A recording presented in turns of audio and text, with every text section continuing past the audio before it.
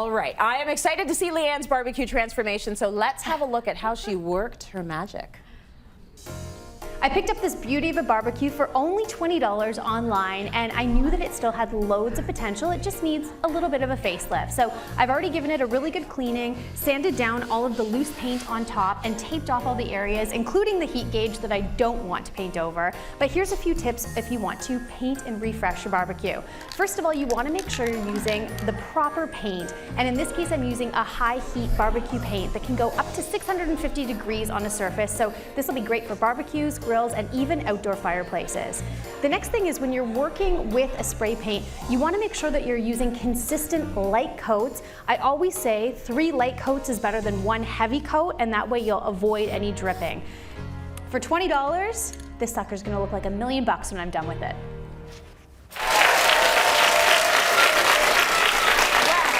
Barbecue is the thing that is going to sort of cement the whole backyard look. You're gonna want to put some elbow grease into it if you don't have a lot of money. Just a little bit. Yes. So you bought a barbecue for how much? It was $20. The ad was $25. Yeah. And you know, I went in with my stealth haggling skills and scooped it for $20. Pretty proud of myself. I'm proud of you too. If you look at it, we're gonna take a look at it right now. You got what you paid for.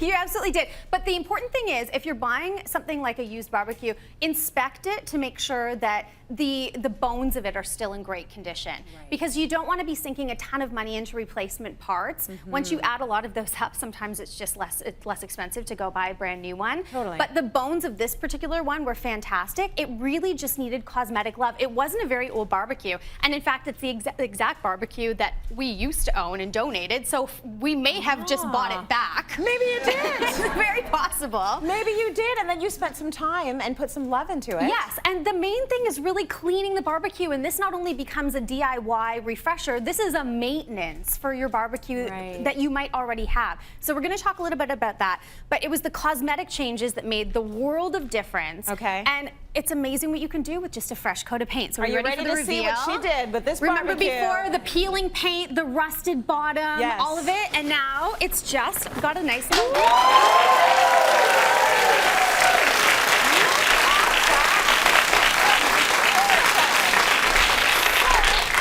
just looks like your good old everyday barbecue. Yes. But this really does, as I mentioned before, become a really great anchor. And from the inside, from the inside to the outside, everything just got a nice clean refresh. Yes. Scrubbing off, and with a wire brush, all of the peeling paint was the most important thing. We talk about preparation with paint finishes all the time, and I always say 90% of the success of the finished project is all about the prep. If I had have just spray painted high heat paint over top of the peeling paint, that would have come off too. Gross, and we would have been redoing it over and over again. So wire brush, use your safety goggles and a mask for sure. Yeah. And once you get all of the loose paint off, I used a product called Must for Rust, especially on the bottom that was all corroded. Okay. And it basically eats into the rust finish. You let it sit for about 10 minutes, and it almost like bubbles on the surface. Yes. And then you take your wire brush and the scraper on the end, and you can just lift all of the rust off, and it strips it down to the bare metal. Oh, wow. And the best part is, it actually has a built-in rust inhibitor to stop future rust from growing on that surface. So it makes it look good, and then it's preventative. Protects it. It protects it for future. That's excellent. So once it's all prepped, I did use a product called High Heat Barbecue Paint, specifically meant for barbecues, outdoor fireplaces. And on this one over here, look at this guy. See, now this one I also picked up for a solid $20. Can we get a look at how this looked when she first picked it up? Because we have that before shot.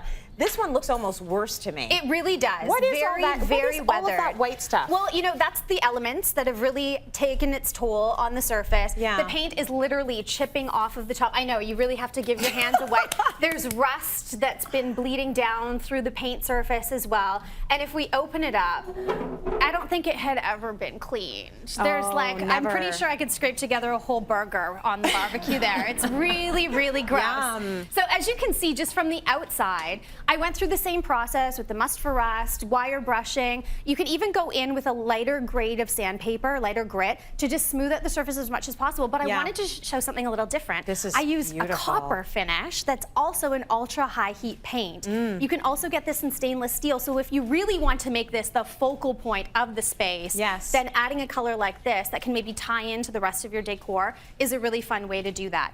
Now, a couple of other little upgrades on the outside. You can just see here how, again, the weather has really destroyed the front dials here. I've just used some peel and stick exterior permanent vinyl to cover over that completely. And actually on the other one before, the gauges, I'm just gonna slide right back over here. I cut the vinyl in a little circular pattern, so you see the low to high as well. So that's all replaced that I just peel and stuck right on there because it had come off completely, so there were no heat gauges. Kind of hard to work a barbecue when you don't know the heat that you're setting your cooking temperature at. Exactly. But I want to talk really quickly about the inside. Okay. Because really the barbecue is two-parter. The outside we want to make pretty, but the inside we want functional and also a little bit pretty. So cleaning is important. Now, over the last couple of years, we've seen a real movement away from wire bristle brushes because of the safety. So the wood paddles are amazing to use. Now, if you look at this and you think, what am I supposed to do? It looks like a charcuterie board to serve cheese. The idea is that on the hot grill, you actually will wear in the grill marks in this as you scrub. So it's supposed to be smooth in the beginning, and you work that in. Now, one important thing to keep in mind is you want to be cleaning it after you've cooked and do what's called a burn off. So turn it to a medium-high heat for about 5 to 10 minutes. Don't wait until the next time you cook to clean it in the beginning, because you run the risk of flare-ups, fire happening inside the barbecue, cooked on food that will prevent the food from cooking nicely and it'll stick on there. So we want to clean and do the burn off right away. There's also non-bristle brushes on the market which are really great, like this one, and even these are pretty new, and we use this, the pumice stone, and this is the same idea that you get the grill marks in there as you use it. So really safe. Rinsing it off with water. Do not use soap and water only. But Tracy, have you ever seasoned your grill? No.